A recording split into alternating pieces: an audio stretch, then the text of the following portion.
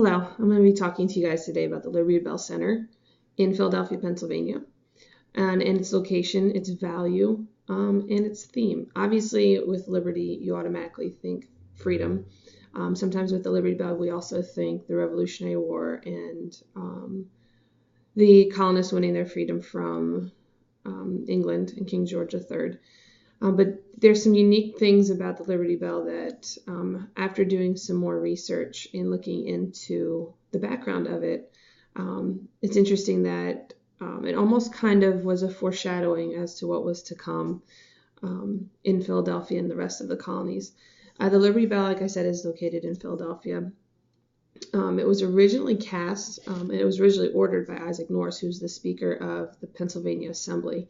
He had ordered it in order to celebrate the 50th anniversary of William Penn's Charter of Privileges, which the Charter of Privileges gave the people in Pennsylvania freedom of religion. It was specifically stated in that document. It was cast by the Whitechapel Foundry, which was in England, but what is extremely unique is that when it was first rung here in the colonies in Pennsylvania, it cracked. So the State House decided to have it recast. So it was melted down and recast by Pass and Stowe in Philadelphia. Just a couple little tidbits about it. It's made of 70% copper, 25% tin, and then there's trace elements or trace amounts of other materials. It was rung for various purposes. I find this interesting. Obviously, it was rung for the ascension of King George III when he came to the throne. So you see ties to England with the bell. It was rung for the repeal of the Stamp Act, so you start to see some interesting aspects of the breakaway from the English king and Parliament. And it was also rung for the reading of the Declaration of Independence, which occurred on July 8th, 1776. I found it funny, too, to read about the fact that there were people that actually asked the State House to stop ringing the bell because it was being rung for a lot of things. On the bell itself, there's an inscription. It's a Bible verse from Leviticus 25, verse 10. And it says, "Proclaim liberty throughout all the land unto all inhabitants thereof." And what I think is interesting is that when you think of a bell, it does kind of proclaim something, whether it's a wedding, an announcement, or a need of some sort. And when you look at that verse, you automatically link this announcement of freedom. And it's a reminder to us the cost of freedom.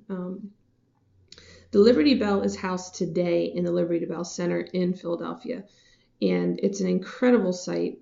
It's a small building that it's in, and it's free admission, first come, first serve for the hours that they have for each day during the week and on the weekends. You get an opportunity to see the bell itself. They do take security very seriously, which is, a no-brainer in all honesty.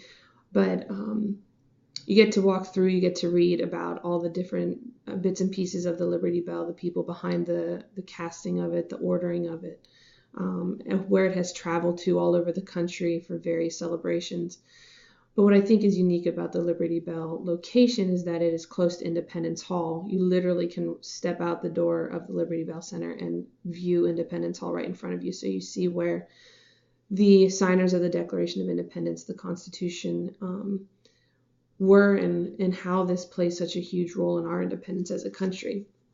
And then if you would turn around, in back of you is the National Constitution Center, which is a fantastic museum-like experience where students can go through and not just read about things that have happened in the past, but things that are currently happening that tie to our Constitution. It's a great experience because Philadelphia is such a unique part of our history. As a young country that we are, it gives students to be able to see history right in front of them. And it also gives you an opportunity to teach to the moment, where you see people of all cultures, races, religions, creeds walking the streets of Philadelphia, seeing these things. So it shows you how liberty and freedom truly are extended to all people in our country. And even though we have our mistakes and things that go wrong, that we are still tied to the Constitution and those that fought for our freedom, that still continue to fight for our freedom. I really do think, obviously, the theme of freedom extends throughout the experience at the Liberty Bell, the Constitution Center, and Independence Hall, and it's a fantastic trip to take.